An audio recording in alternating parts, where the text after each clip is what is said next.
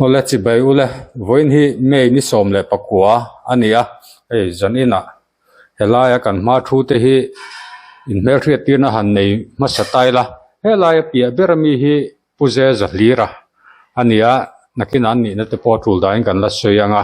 chuan a dot chiami alai mi hi timai ang hei hi pu hl ram enga ania chuan hei kabul hnai ber om hi puthatluna chinza ania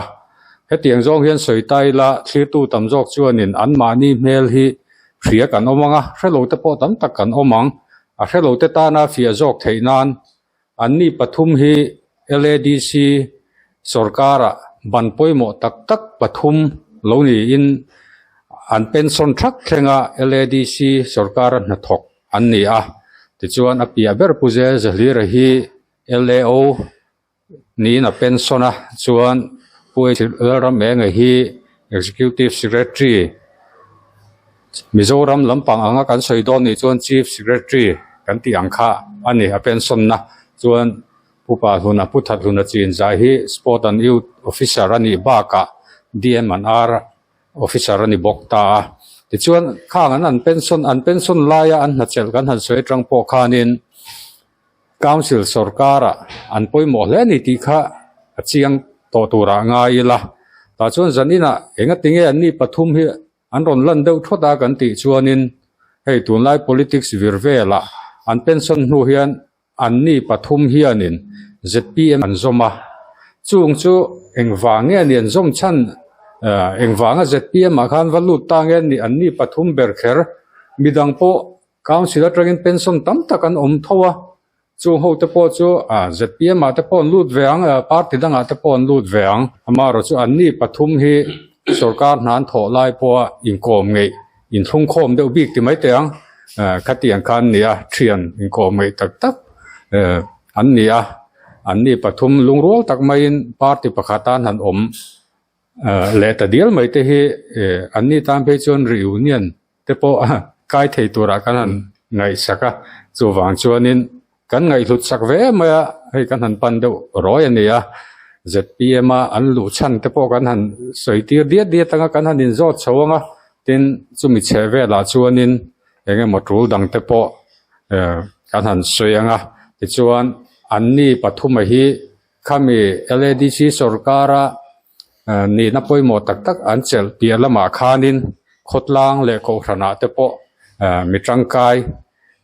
din hun poimo tak tak chanvo poimo tak tak chelten nia ei pupal huna puthat huna chin za pe chu helai longtlai district a tlomngai pol lianber yanglai association central yanglai association advisor te po lo ni to ania ti mai teang hetia party a han zom ta kai hianin advisor ani na te po han ban sana chung te po chu a chan te po hria ta cha koma ekpo ni sela an mani kam chuak te po ngai thak thoi te po cha koma puze zahlira tang hian han tran don tai la tru le tha ti angin ron sei chho mai sela council sarkara pun rei takin han thoka ramkal phung po eber tur jinga mi nin karinga LAO na te han chelta village council te ne na in hereng in nia khanga tang khanin ram siam na tur ta ten ngai to na thui tak in lo seng to thin ti a hriata engwanga ZPM a hian lu chhota ngei ni ti te khang lai chever bora kha tul iti danin han soi ta cha zaina ei ZPM party kan lo zom ve chan kha soi tu kha om chuk maya chung zinga ka ngai poimo he ZPM policy tam tak zinga le ZPM manifesto zinga ka tui na ka va mu fu lawa chu wang chuan le an kalphung thar mi pui sarkar din tum an ni rual hian an manifesto a hian ka han ena thilti pui tin thei mi zong ina kan that pui thei hi om tlat hian ka ria chu ti la chuan party dang te po hi manifesto tha tak tak an neya policy tha tak tak an neya mà rồi tôi hay chân sổ can thật thọc akan lâu về chỉ nào khan thì quý trình hi cắn này tầm tất lâu hiền cả gì chú vàng chân hệ cal phung thar gì ngã hiền cút na thọ làm tuy tắc mi cái này vangin an manifesto hi ka han en vang tấm tắc gì ngã hiền sọ thiên number one anda number two ai eng chuan hun phia le dang te mo heng te kalpui an tum dan hian kan ram mizoram pum pui atuam theya be seina anga a hlo thing the ni chuan thingtang kil khor beratanga khopui aizol khopui po amire thei piang hian kan sordon in ka sia chu chuan kan hau sak na te kan re thei na te inkar hlat lu tuki aron tizim de utura ka ngaya chu ti huna he policy hi tunlai chan chin thara hian kan hmuwa a hlok na le a hlok lo na te po ti chuan thalai tam tak nga nei lo hian na an nei nga kut na hian thok to do na ni chulai chu vision a kan nei ve a na thok lo wak mai hian na an thok anga i abik takin thingtlang emo khopui emo kut na thok mi te hian kan na thora kan chor to do na ni ti hi chiang tak hian ka hmu ve in ka ria chu wang chuan ZPM policy hi tha ka tia an manifesto hi tha ka tia chu manifesto chu ti pui tin ngai tumin ma an la ni in ka sia chung zinga chuan telve hi ka chak ani nia khati chin kha ni phot mai sala kan soi a lo mu me a tu danin ti khan kan soi zum mai don ya kan soi chho ja la nga pu rameng a enge khala ya khanin party ZPM han zom chante tin khami cheve la khanin thil han soi do ni la he ta sarkar na in tholai tang kan han tran don ka chuna thuilu tuang te ka hlau deu sia ama ro chu in zom chana kha ati fia tu turani kha chun khalam panga han let le khet po kha poiti lo tai la thai ti danin khalai ZPM i han zom chan bor vel khan soi vele tu cha wale kun khatak mai min pe a kalome nia kun sam thum chuang te me mai LADC ka service chung hian thil tam tak enga motsa thil tam tak ti me ngo atonga chung anga chuan lom riau na te lom lo riau na te enga mazat kan ya chuan khang ang ho kha chu hun kal to ania da thata mai la kan rama kan political party in lang chok te tiri phat meang party pathum in lang chok na state kan ni maya ri phota amma saberin PC party and sarkara congress MLF chu tiang chuan PC phei chu hunrei takan lo to lowa an policy han en hianin thil thatak tak ngamazat chu anin phum ve na me ma se ati puitin lama hian chak tok lo em hian ka khia a chuan an policy le an ho tu te la al soite an ti puitin lo wang hian mi pui po hian kan ni dan tur ang kan ni phalo hle ni hian ka khia a chuan ZPM ka lu chan zinga chuan apoimo zual pui poimo tak tam taka oma an policy hi ka han bi chianga kan zira tha ka ti be mani ni tina kan ngai thak ang khan pujai zahira na soi ang khan an policy a kut na thok tu te min ngai tua zia te kan ria pu laldu amra asoi phong thinangin kan ram chu kan in siam tha ni lo chuan sarkar na kan thak ni lo chuan a thok rim te a hlo thlinga piang te hlo cham chian na ani ati kha adi kian ka em kan rammi te hi kan that chalo ma san na thok loin kan thalai tam tak an om du mai ni eng wange kan ti chuan an tho chua an lung oi lo ni example pakhat chok so yang ari li puk em long chumo ka fa pa hi pol kwa zirlain ka pa voin chu ken hlo ve dong dan khuru ka lai do na tia o level ai ve te che ka tia tlai la maron ho a ha em mel en reng khana chau ni pa hei voin chu chang za thum ka hlo ati aron hlo aron lom em chung hun lai chun patling pakhat chang za som nga in hlo chang za thum aron ho na lom em ni nak tu ka pok lai le don ka buksa atia ngoro I chau to mai hei mel an reng hian ha se lai lo tam mai che ka ti ka buksa vek to ka lai le don ti atu ka chang za thum ron hon le chumi ina a khil fi pakhat chu a hlo a lung oya ha a hre lo ni eng wangin nge tun lai kan thalai tan ha tho da sang an khret lo na thok lo an oma an phone an khoya an nu len pa te poisa an dil le fotin a chan bul pui ber chu an va tho ve point an hlo a lung oi no khopan mulo chu wang chon an thok te lo ni tuna ZPM policy anga kan kal chho ni chuan kan na tho a hian kan lom do na kan tho lo a kan lung oi to do na chu ti ani chon mi that chia hi kan om thei dong to lo kan thok suo mai nga kan vocal ve lo na in mi nan soi kan ria Japan rama chon an thok ne salu tu ka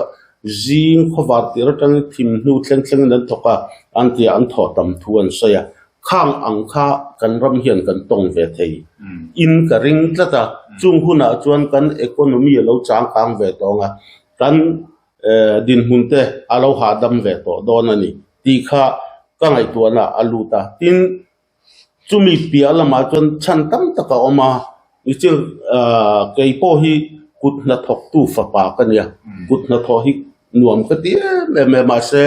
kan pum te na lo del ve to wangin mani ina champui hu ma han thok tak tur hian chuan katlin chia to lo na hian thai na lo chuak te apar le ara lo chuak te hi mu nam ka ti ma a hlok na lam ai man khalam a han ka tuya wang hian ei kumina po thoma te po ka wata so thing po quintal som chong zat ka ching ani kha ka hlim na tur le a mu nam ka ti wang pakhatan ya di hian fiam thuin an soi thina kur khali tlangwal chu le khang zira apa bong pu ni ya apa in bong te le choma azir chua ka sipaya atanga a promotiona brigadier thlengin a promotiona a pensiona an pension kha bong pu ya bu ula alung lenga bong bu ka fu le thin ti chutiang deu chuang ke po kut na thok tu fa pa ka nia sarkar na kum som thum chuang ka thoka chuti chung chuang ka tuina ber chu bole thai zik no chua le ra hi ka mu nam ti nia khatiang ang kan thar chu ang kha in to del na tur le kan ram economy siam that na tur tan ati ral na apa a market lama ZPM policy a hian kong om ruwa hian ka ria chu mu thiam puya kan ria da wang ka tha tho ka pura ni chuan chumi lo le a chuan a le lama chuan LED sia kumrei tak ka lo thok to chunga chung kan fan kan poisa mu kal phung te hi engmozat riat kan nei ve Mizoram sarkar ina poisa min ron pek dan te hi ha thak ka tia revenue expenditure turin chungyam je chu hlo atan chok ti meng o hlo turatan hian za sompuale patni vel himin pe ni za sompuale patni vel hlo tan min pe thaya aba khamin pe thai chat lo engwangin nge LDC sarkar na thok over staff kan ni hlo chok kan mu thina wangin bituan development lampang kha development work tur kha aum thei tat lo me ni chu wang chuan hlo atan chuan lo thei lovin Mizoram sarkarin min pe a chu tianga ni chuan hlo pung tur khan kan ho tu ten siam ngai ta ringot me a ti chuan tu na te po hian MR te po tam tak roi ani a khang ang te ngai tua khan kan rama hian mir thei ten development work tho turan nei ta lo a chung ang te po chu siam that thei ZPM atang hian siam that thei ani karinga tin chumi pialama chuan kan rama sumle pai lo lu thi asang lampang achung lampang mi tlem te hian an tham bet ne em hian alanga kha mi pui minol pui le mi re thei thing tlang kwa a hian a thleng tur ang hi a thleng lo em mo central scheme atanga poisa local te po a dong tur area in dong lowa heta asang lamin allo tham be a tiral tak mai le ban zo tak mai te po mo za ta omani khang ang te po kha ZPM atang chuan ti re theya a fan pek ani ang thap a pek ang taka manani kha ka be se ya ka ring tlata kan chief ministerial candidate ina atong kam asoya tang jan kha karing mai ni chuan chu lo le a chuanin direct funding chu changa hian om ka tia kan session nung dar pe ka chu ngai thak om ka tin kariru min deng na hle maya kan minister zo om tak DC NMA changtu ina le mang kan vader mai maya anni inan lo oi ve em a ho takani min hanti khum vel ka kha sem katia ngai thak sem katia khang kha alo ni rai maya tun ma in an min chu ka soi lo maya nga Mizoram chief minister lo ni to le MP lo ni to ten direct funding chung changa hian recommendation kan pe cheu mintia elai ke ni area chu kan lo em maya kan simani ma se kha mi a kha taka kha tun nai vai session nung dara khan min recommend dan chiang puang tak kha DCNMA minister khan atak aloni lo zia alem aloni zia han soi chu khan om katia tin Mizoram lam kan unaw te hian keini lai te mara te kan unaw te in tireng chung si hian kan chang kan ve na tur hi du thu sam hian ka du tho deu nge ni o min ngai tua pui tok deu na nge katia keini kan lo chang kan ve hian an ni po an chang kang tel ve ani ti hi an thin lung a lo lut sela ini kan laber emya zirna lamate resel na lamate administration lamate po kong sanga kan la bet bige me mani chung ang zong ate po chuan en pon isela Mizoram sarkar hian special deu taka big deu taka min en kol hi chu kan langai ria ti chuan Mizoram chung lo chang kan rual hian ke ni te po hi chang kang veila ram chang kang kan lo ni ve mai don ani ni kha ni ta phot sela tin chumi pia lama chuan hemi kan ram en kol dan tur lo nei le agriculture le allied sector kan ram en kol dan tur policy hi ka han bi chiang a tha ka ti em he ta a phai chin kha leilet le thasik thai chin nan an siamanga lema asang dewa terai sing asang le zol dewa huan ta tlang chip sang tak taka nung cha tele tui hum hal turatan ramngo kan siamanga ti kha kamit kha hian ka han thira kan tlang chip moi tak mai te ramngo alo ni anga ramsa le savate nung cha te in tur tam tak theira te lo om thar le anga kan environment te polo tha chho le anga ti hi ka ngai tua tun lai kho vela global warming hi mi zong le a khe phak chin tena kan buai pui ania khang ang nga alo tuam dam tu le alo thop dam tu a repair tu a ti po khan kan lo tang thei don ni te poina langa heng ang zong a hen ka phur emani tin chumi pia lama chuan kan ram mi pui hian ZPM a hen rin na kan ngat na sa em loma hei tatia partia ka han lu ve tak lu hian mi ti te hi khoi mulai an sir thu ten ka lo ngai tha then te pe chu ke ma point zon na mak pui te ka han zot phonga sarkar na thok kho po hian ZPM sarkar pun hi an ngak le ni in ka ria tin sarkar na thok kho ira an ngak le na chan chi tiang hian han soita ia sarkar na thok kho in ahun taka hlon la thailowa an tin nan pakhat mai pan loin kan ram sarkar na thok long zong hian ti tiang a zong zong ti zong ka soi sual deuh mai thei atam zok dei 90% vel hian loan hi kan la ani housing loan la an niamo personal la kan niamo car loan la kan niamo ti tiang chun loan kan la de veka kha kan loan la khi dan tlang puin ni khat le ni somin kara te deng lamin per turin an lo kama kan account ta khami ru na khop poisa kha om lo chuan rul lovin a kal ta chuan interest na sata a hing ta noi som li interest chu ke ni chuan khatiang lama expert ni lem no chuan kan chut thiam chia lo na in ma se tam to ki atling khomang ti hi a hiat sa kha interest kha bengin min lak sakta atuar tu chu ke ma ni sarkar na thok ta kan ni ni khata tang ni som panga inkara hlo lak le ni khata tang ni som thum inkara hlo lak angai reng ti ang bai bai ta chu thu bel chian dol lo ania chu chuan ke ma nia kan economy po na sa takin akhoi sarkar na thok ta tan har sa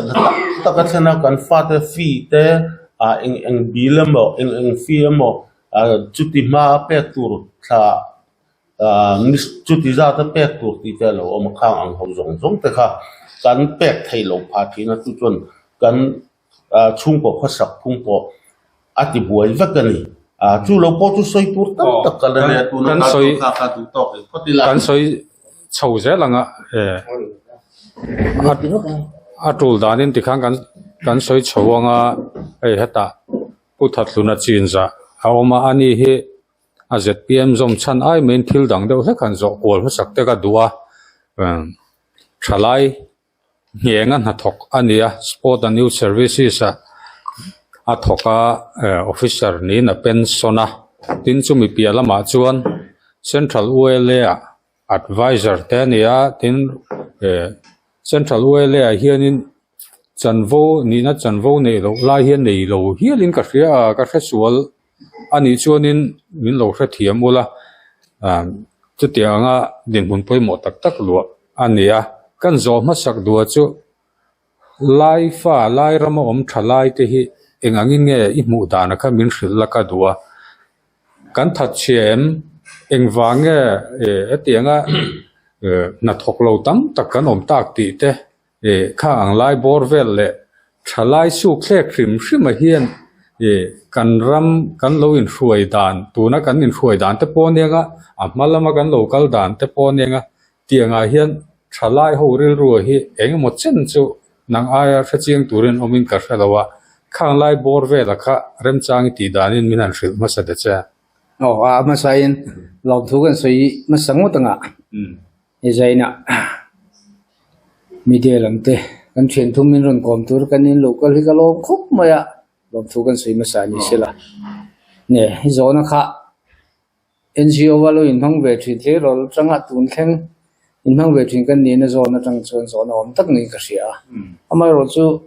kan thalai de din hun soi chiang tur ro chuan ka soi chok zo lo ti chu ka lau khup maya laifa thalai te hi ka mu da na chuan kan that che hau lo wa in kan doi chep lo ni in ka sia ke mani ma zona ti tu ro ma hi chuan in kan mo phun chin a hi chun hlim du rinom le hoi sen ta ka kal thin kan ni in ka sia amai ro chu kan rama hian in thalai te na an future ta na be sei tu kan siam sak lo chuan thalai hi ti tu lo ngin an om chat ma ya chu chu pui lai ni in ka sia hey kan district a hian in thalai ti in ti hlim na tu rang chi function hi kan nei ngai me lo chu ni ya achanga kan han nei hen chin tok ni lem lo khop hian in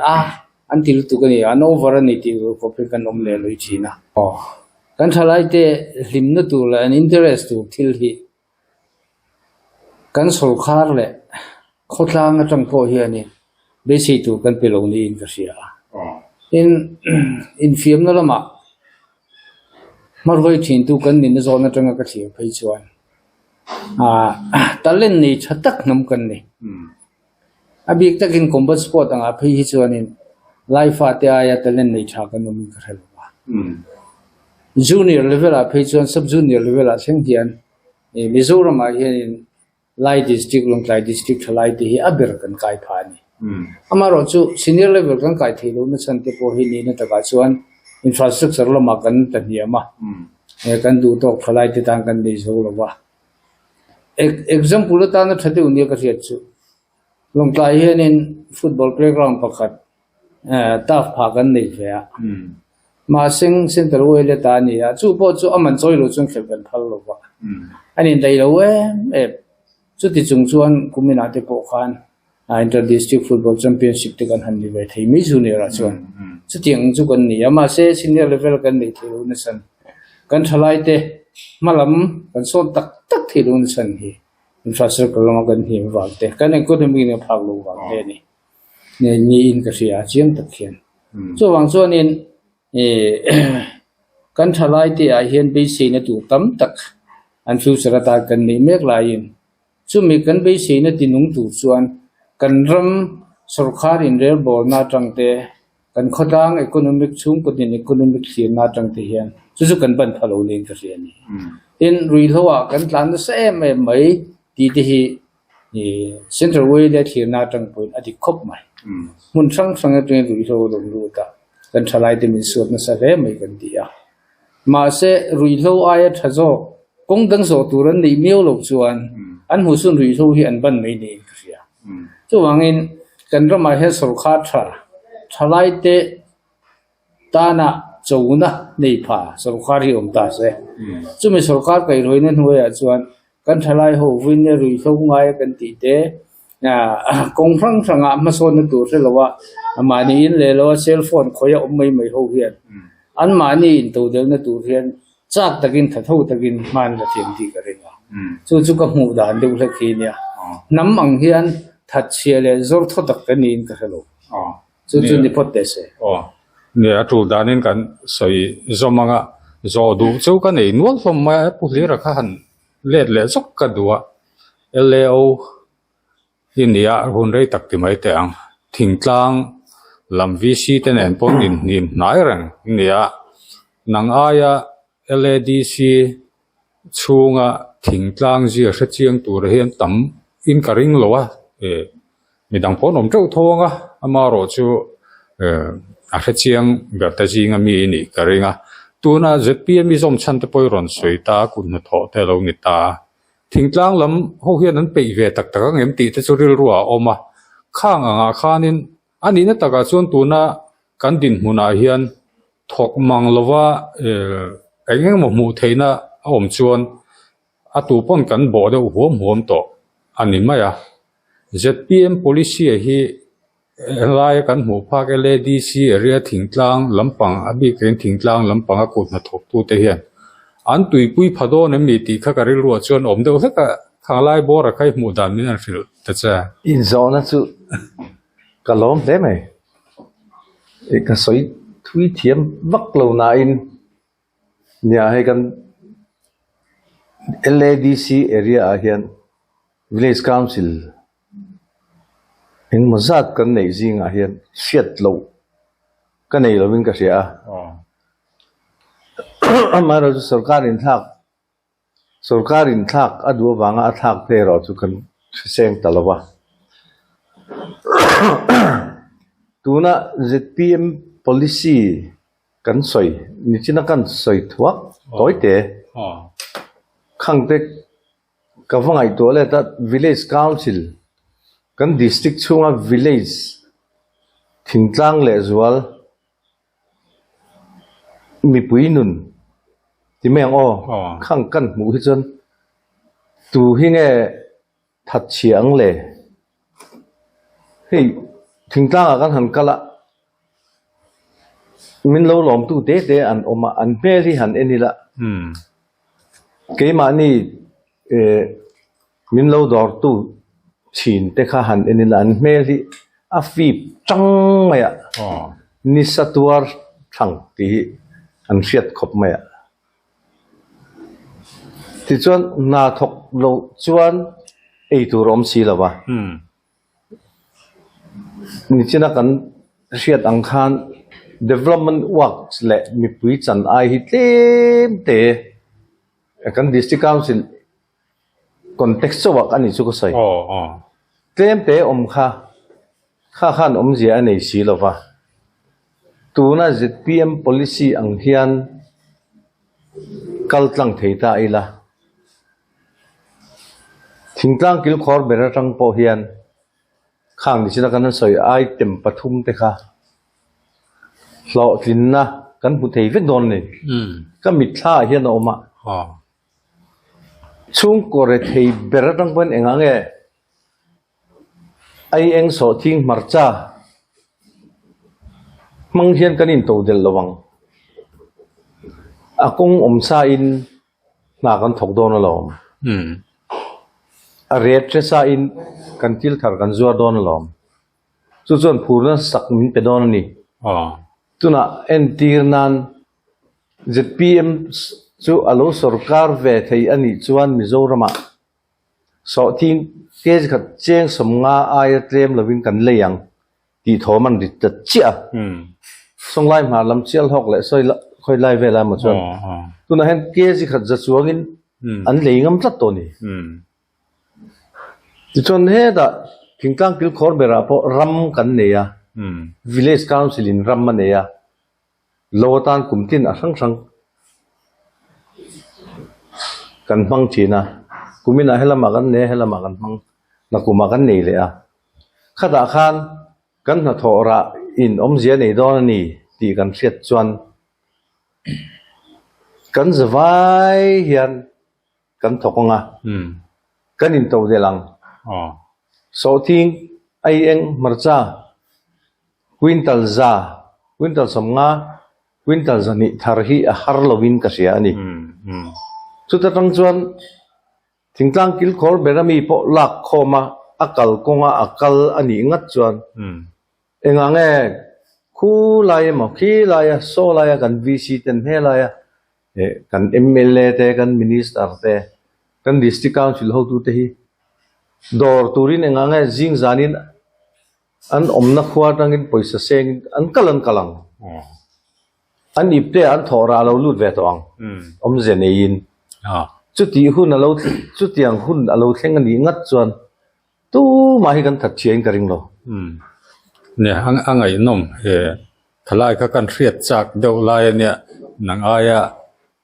hre chiang turin om lutuin ka ring lo deuh leka mi pui su khle ka kha helai kan pu te pahnih pon an hre lutuk thawanga chuan pu thatluna chin za hen an let le lok kan duwa ZPM izoma Central Wale advisor in the advisor ni nei ban thu te ga lo hria ka pha kang to ka kan zir hianin Central Wale ni na ka ban kheranga angai lo hian ka hre bok sia khalai khatle mi ka ngai tu na ti boi dewa khalai bor vela kha thil soi nuam lo ani lowanga an soi yan thil mai te che alo mo me thil soi nuam lo ani lowa soi po cha kum zong mai ka sia ne pathian le kan ho tu te zara Central Wale hian kum bei fu advisor in kom ve ya Central Wale ming chet phal lo ber te jing mi kan ni ome in non political organization ni na hian politics tello pol thiang hlim le zom tak ani ti ka ria a thiang hlima zom zel theine tu hian advisor kan ni na tang point kan ho tu te ka phak to gin an kai za ko venga ka theyang to khen thuron te po ko ve china chu tiang chung ka ma se ko hun zong deu tho hi non political organization kan ti Central Wale a hun mang kan ni mek lai hian to na sung ka platform dang ta deu dona political party platform zomin kan mel te bolan ve ngai don ta kan constitution a hian in center way le a way tu brand sa po ni se nge ni pruba te joina te bo ni ta se way tu than thi le thei chung chang hi tar la no ma chu da chuan center way le way tu ni tu hian political party a ni na nei te hi chu than tur ni lo advisor te hi elected person ni lo a than kan ni lo wa ruat kan ni a kan da ni zo ni na ta ka chu min phuar lo ni tiang khan elected kan ni lo wa ngen lui po ni la thei me ye ti tur ni a ma se ni chin ka suyang khan min center way le an chir thei na tu zona a figure tang ni hi ka he me maya tema wang center way le maya bal palanga ni center way le hi political enroll ni an tiang ti thi ka lawa so wa chen hun dei tak kha ji pi ma hian lu du view mai la ne enrollment bo ko pelo bani ni ma se la hun kal zela ni sina ka suyang khan kan platform in tha ga lo ngai ta a na chu political platform a kan mela lang to na tun po hin ni to reng maya so wa chen center way le advisor kan ni ne hi chol san ka du ta a kan ho tu tin he na jiagin chol ka du thu ka thena ti so kan chol san ta chu ni a kari ru zong zong in e pol hi thiang him sela zom sela ti ka du lu da wangin danin min phur lu ma sela center way le advisor ni na zom takhi ni ka han chol san ta a ma se live member kan ya he bola hian so wangin way member hi kan ni reng do na ka thi thengin kan ni do na ka theyang to gin tang kai na hun ka nei thei chuan center way le ta hian ka thei na zong zong hi ka mang se lang te ro chu kan sei du ni a chiang khalai advisor ni nan ban san I han ban san deuh khar kan tle ma ngai thuat na le ke ma chong ni loin thlir tu te atang pon inga tinge ti kha om ve thei thoin ka ringa kan han zo deuh che ne pu eng hi han zo chak deuh hi che kan ne ya ZPM in lu ta kha ti china kha chon lo du tok tai la he ta kum som thum chuang sarkar na I lo thok to a helai ke ma ni atanga fia thei tu chon LADCB ka hi en tirna tan pon han soi le ta mai le in lo tho na te ani ta LADC a po department sang a om vek ta tinan agriculture te horti te emi kut na thok tu te leilung be chana thok te han en kol tu big ti mayang chumi ni lo po department dang kan nei ta tin state a po ni vek thowa ta chuan le kha thiam tak thiam na bi nei te mi tha tak chin in en kola an en kol thin ta ni khang ho kha nin ram development na ta na thatura ngai tu nan sen ang chi te kha an mang thei lo mi ram hi enga ti ma son thei chuan si lo sarkar na in thoka ti mai te ang hei in pathumin pension rak thlengin in thoka enga ti khalai khanin in thok chu khan ram hi siam thei lo mi ti lai kha karil ruwa ka om do le ka min chang thi min karing khalai ka nè ram hi ni china ka soi to ang deuh khat ma son lo top ang don na soi hi a ri zau thina kan ram hian ma kan son ru tu kan kholai te han ani la liar thei po hi tong tai khwa a te ringot po hen kan tot lu tuk to traffic te po jam ve photo ni kan du khop lo deuh chau zo ka ni development hi chu ka rang ma chu kan son ranga hei aya chak hei aya sang hei aya thui han kan om the ni khala ya khan ni thil hi ru lang tak han soi hi fu lo na chin te po om the nga chang hian chuan hun then khata han chun areng chon ni hau lo ve kan ram huai tu te kan LADC kan huai tu te timiango kan executive te le official te po hi achang hian chuan dudan tlema hanin kalpui ton thei lo deuh hlek na engemaw han pen hle deuh hlek chang hi chu om na meu me a khang kha an ni chu vote zong an dia an vote zom na ta na nakina an ta na tangkai turan thlir na zon kha ke ni official zon kan va mu thiam pui vek lo thina an ni po hianin an thok thalave ka tilawa council la kan ho tu te po hian an thok tha khat dang ma se hei ayam ma bak le zol na tur hi kan da ne ni du thu sam ero chu ani lawe an na tho da ne khalai ka ni le kan soi chho lai ZPM chi lo sarkar ta sela sarkar na thok te din mun a hi eng ang bor vel ngei va mi thla dan tal min an thel te nia ke ni ADC a hian chuan in thlan la hla de hleka ZPM hi kan sarkar hun tur chu ala fan de do na khang ang khuna khan chuan in ke chu MDC mo EM mo CM chairman a enga mo ni kha tun karil ruwa ri hi chuan ka zuam lawa apon na tanga khatiang ang kan ho tu te ho lo ven pui da lo khila ro kha chu thatho takin kan thu te lak an ngaya an la ve du don te ni chuan ka pe reng ma ya tuna LADCB ka helaya longtlaya inkom khom kan ni wang le nangma ni LADC officer tang pension ni wang khan entir na ta na rem chan wang khan kan sai da thina a thlir tu lam pang tang te pon an vo huap ji mang reng ve ti te po mai the ma ro chu kan ti kha fia jok nan kan an mang le thina ni helaya tuna kan hroi tu te an thalowa tuna LADC officer te mo staff te mo an thalowe kan ti lam mani lo ne khalai kha min lo khe thiam se ka dua chuan kan zo du tak zo ka che chu ani na taka chuan state sarkara po ni se officer ten lekha thiam jok ten an duangin hna an tho thei lo hi tam ve tho ni ta chuan ZPM hi lo sarkar ta sela tuna sarkar na thok ho hianin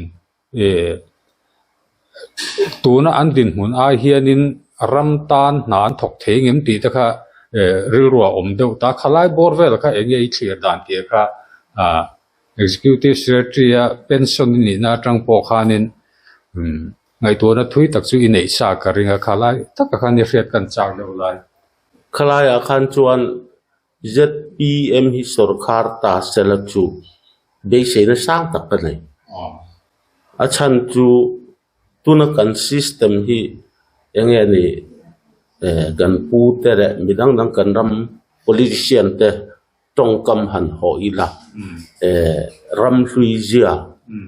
alo ni to do na kal phung thara chuan thil zong kha ani dan tu angin ani deu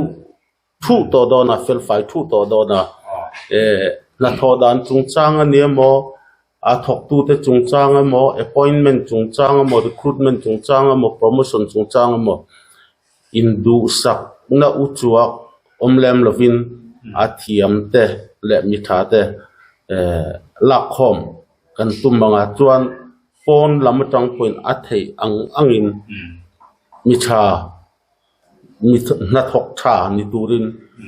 a thok thalo te fui le zil hau kong ate pon yang chu tan kan langa kan thok ho zenga tun aya ma son thei hi chu kan le ning ga ria afia heta thil rom thleng si lo la thleng tu ranga ngai kan han zel din chhona deuh ania amaro chu ram siam na ta na min vision nei si lo chuan omza nei lo kha ni tho maya alai kha alaya executive secretary atanga pension ni na tang khanin i thlir na kan han hre cha deuh ka ngai nom po ka ti viau maya milang ponin lo tui pui ve tho ka ringa chuan pu pa thuna bok han zo le ka do pa ni khat zo tur che hi ro man sai kalan ne ya ZPM mi zom chan po kan la soi kai lo July chu ZPM mi zom chan te po min han hril tel ta la tun tum zo na hian tin kholai ti a te po ai ti ZPM zom ta ka chuanin enge morem changa helaya chan mari bia lam chi te po ti mai te ang han lu chil ve a MDC te po han chu chowa ka tianga district council a hanin nim phum tum na ang chi te po kha nang ni ang mewin ni te ang party han zom ta ka chuan min kan lo zel din na sel tu nge ka hrelowa kha ang te po kha ti eng mo hre tu te po om vele to a khalai bor le ZPM zom chana kha tlang pu kha min han thil vele te che ai khai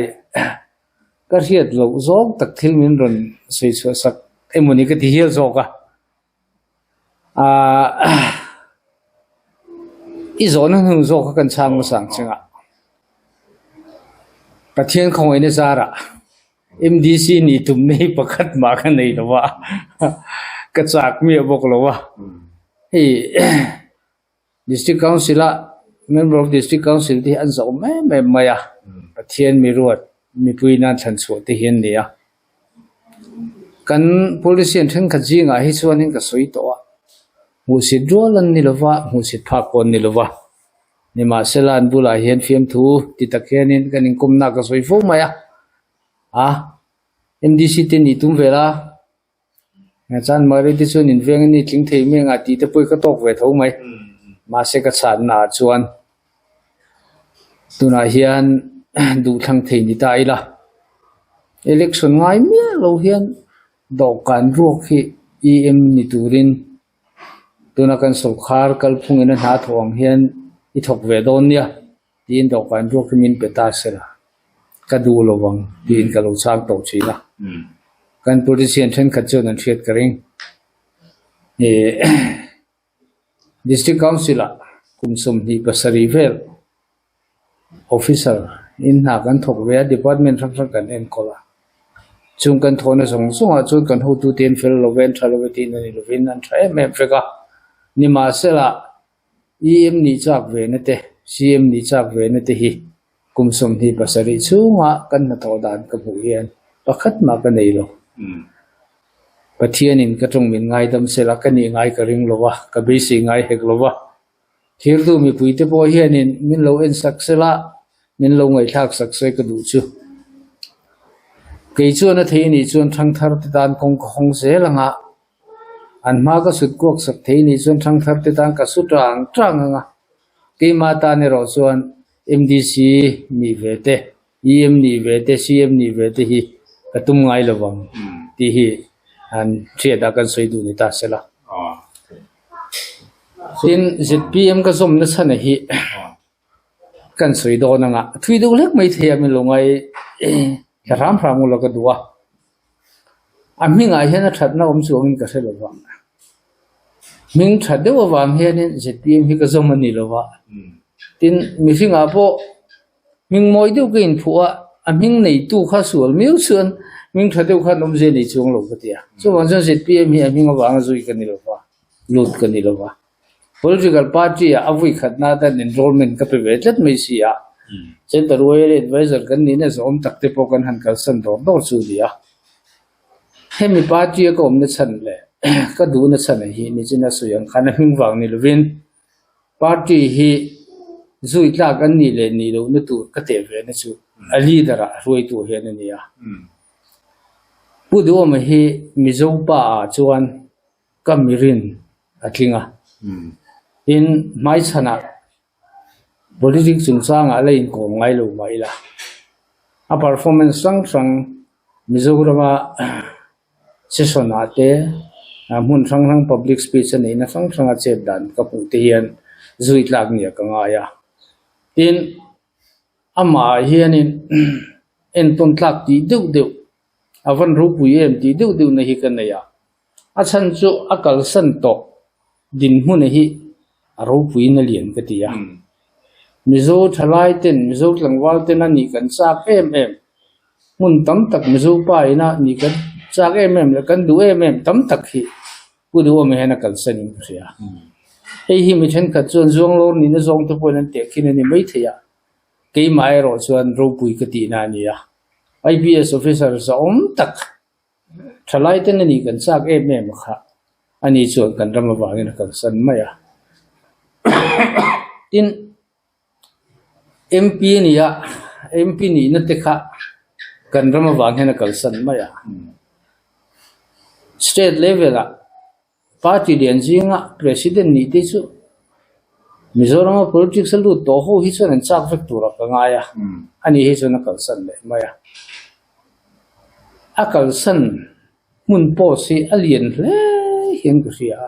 chu ting ang kal san du zel khop mi ringa chu eng wa nge tia ka thlir ve na zona hian thil tha du luat wang ni ka ria chu anung zui hi ka chak ani khot mai la tin kalphung thar sarkar siaman tum dana hian a system hi ka phak to kan thir ve an constitution te po kan en ve hela ya hian in ro pui ti le tha ti deu mai kan ya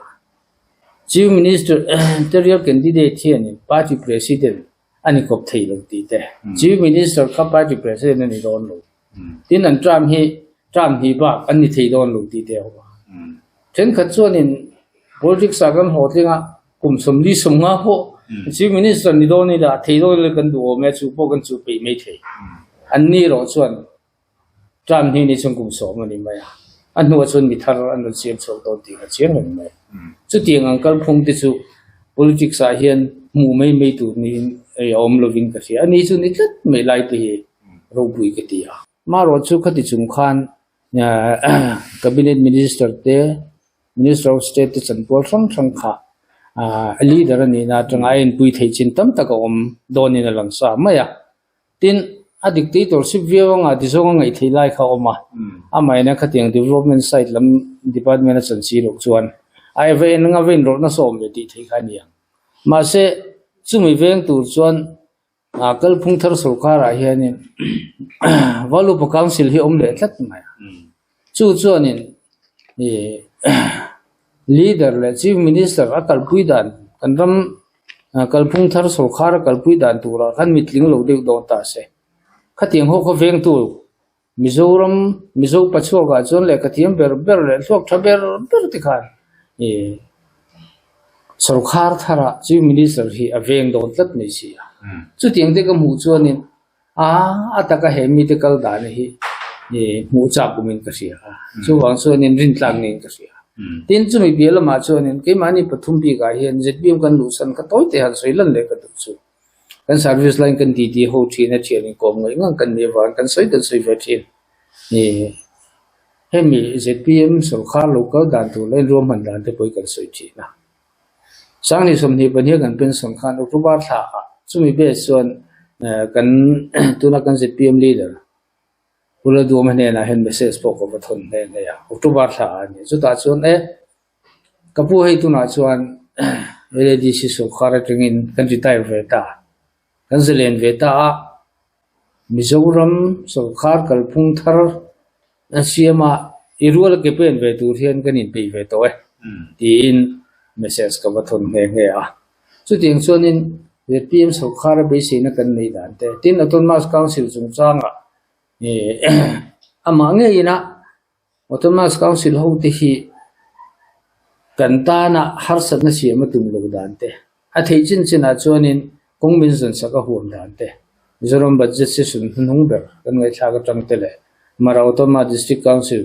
in thando na thu sui tang te point kan pu te ya ini hi lela ma chuan ni china kan ngai thla kan khan district council autonomous district council no ya officer retire thlenga thop kan nia council hi kan ngai pui mo ve me ni kan thak to bin chumi kong atanga thirna po chuan kan leader hi autonomous council tan hian bel thla kan yem ti kan ring chu pu ZPM kan zom na chan po chu nia cheitura tam hlenga ama hi rin tla ka kan nga ya akai roi so khana noya hian ma son na kan hu we kan ringa chu wangson kan zui ni deu ne kan soi don chuan in thui tak soi tur omin a hriata eng po ni sela atop kan nai do nanga a tul chuan nakina a ran pain kan ti thalenga te kan tiang hunram chang tanga te po cái tiếng zong khan in khom nó te po bot soi le tum tai la clear tu lam te tan nin om lam le mo te po alo om ve thei ta ngai poi mo kan la nei thawin ka ria amaro chu sei to lo se la azul pui tak tak kha kan tianga ka soi sok pawang khanin atul ni chuan ni danga a san pai kan ti thalenga tu na mi subject ni lo deuh te po nangma ni ai hianin